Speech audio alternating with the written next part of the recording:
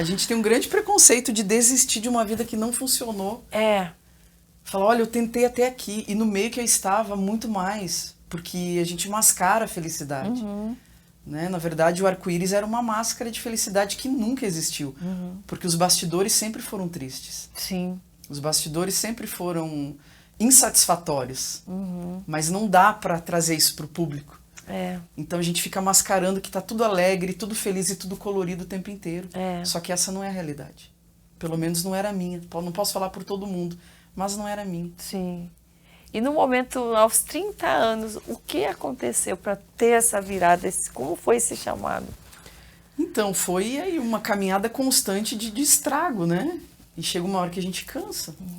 Né? Cansa de caminhar, primeiramente de caminhar sozinha.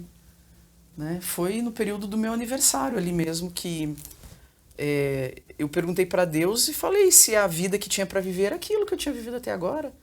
Era droga, entrar em bar, sair de bar, era usar cocaína, era ficar 2 anos casado com uma pessoa, 3 anos casado com outra pessoa, se não haviam respostas, se a vida era aquilo. Eu falei para Deus que Ele podia me levar, porque eu não tinha mais o que fazer. Porque onde Satanás apontava com força que ali havia satisfação, consolo, alegria e felicidade, eu nem questionava. Eu sempre me entreguei para as coisas buscando isso. Sempre fui com muita força em tudo aquilo que eu entendia que me traria alívio, que me traria consolo, que me traria respostas, identidade, um lugar, né, para ficar em paz comigo. Então, quando não tinha mais nenhum endereço para oferecer, Satanás me ofereceu a morte, né, que foi o último convite para abreviar a minha vida, para terminar com aquele emaranhado de coisas sem respostas até os 30 anos de idade. Então, são construções, né? Olha, que a cada... Você está cada dia 5% mais próximo do abismo e você não percebe que você está indo. Né? Você está cada dia mais distante das coisas de Deus, mas você não sai totalmente das coisas. Você só vai para o abismo, você sabe que você está indo aos poucos. Então, quando eu estava no período do meu aniversário ali de 30 anos, eu parei para conversar com um Deus que eu nem sequer acreditava que existia. Né? A minha família já ia na igreja, mas eu conversei com Deus e perguntei se o que eu estava vivendo era vida. Se não tinha mais nada para fazer. Porque não tinha mais para onde ir buscar respostas e nem consolo das minhas crises existenciais. Né? E foi então que, em uma conversa com Deus, eu falei que daria 2 meses para Deus me dar respostas. E que eu iria para uma igreja, perto da minha casa, próxima, que é onde a minha família frequenta, e que ele me trouxesse resposta em 2 meses. Você pôs um prazo ali, que botou no meu limite, né? Eu pus um prazo. Eu aguento 2 meses. Eu pus um prazo, né, de uma pessoa arrogante, petulante, cheia de feridas internas, mas com aquela máscara, aquela armadura, né, de forte, de bem resolvida, porque no fundo uma pessoa extremamente ferida ali, com dores, com coisas para resolver internas, que precisava sempre ter uma aparência de resolução, para que ninguém ferisse mais uma vez, né? Sim. Então, dei esse prazo para Deus e o Senhor, Ele não estava interessado na minha arrogância, Ele queria o meu coração. Claro. Né? Independente de se eu estou vindo arrogante, quebrada, com medo, né? Ele queria uma oportunidade para entrar na minha vida. E como ele entrou? Como foi a primeira vez que você sentiu que era ele ali, ouvindo o teu chamado? Então, Karina, logo na primeira vez que eu fui num culto, assim,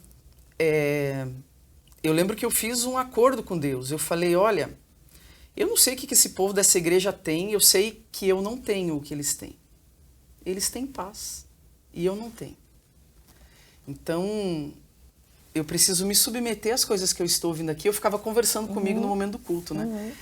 Eu dizia, o português do pastor não é o melhor. Eu lembro que eu brincava, né, que o meu pastor falava drento e pobrema e bicicleta. E eu dizia, mas ele tem paz e você não tem. Então se submeta, porque ele sabe de coisas e ele tem experiência com coisas que você não tem. E eu ficava pensando isso no momento do culto, né? E a minha cabeça pegava fogo, assim, de dor dentro do culto, Provavelmente o inimigo, para que eu saísse de lá e não ouvisse, né? A palavra de Deus, não ouvisse a verdade, mas eu lembro que uma coisa que eu me propus com Deus quando eu entrei no culto foi: eu vou acreditar em tudo. Eu me propus isso com Deus. Eu lembro que eu falei assim para Deus: tudo que eu acho, todos os meus conceitos, eles não me levaram a lugar nenhum até hoje. Nem um lugar de paz, nem um lugar de resposta, nem um lugar de tranquilidade. Então, o que eu acho não funciona. O que eu acho, acabou. Não me levou para lugar nenhum. Eu vou deixar lá fora numa mochila. Eu falei: Deus, se o Senhor tiver que funcionar, funcione.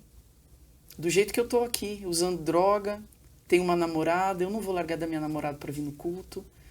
Então, se o Senhor tiver que funcionar na minha vida, o Senhor funciona do jeito que eu estou aqui. Porque eu não tenho como ser outra coisa agora. Isso é que eu dou conta de ser agora, isso aí.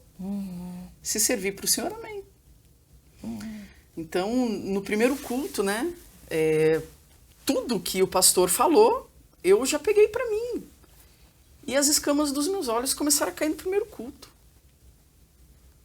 Uau. E eu falei: meu Deus, o que eu estou fazendo na minha vida? Eu falei: meu Deus, eu lembro que a primeira coisa que eu pensei, tempo perdido, 30 anos de tempo perdido. Nossa. Eu que levei 44. Você foi antes, glória a Deus.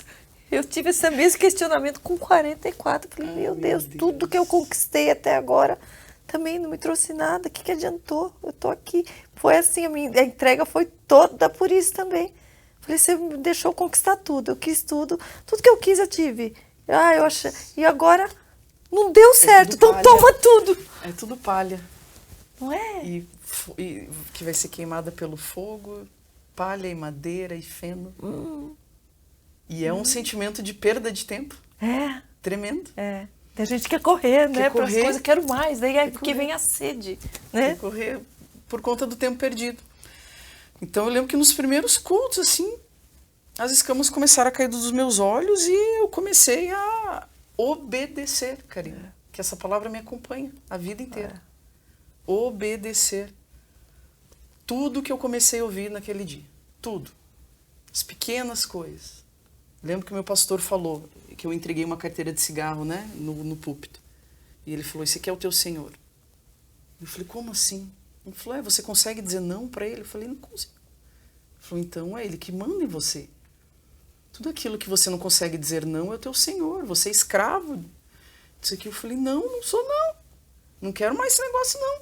E nunca mais. Eu fumei 15 anos na vida. Nossa. Então, quando entrou o entendimento, quando a verdade de Deus entra, ela toma todos os espaços. A partir daquele momento você tem uma escolha. Que agora você tem a verdade.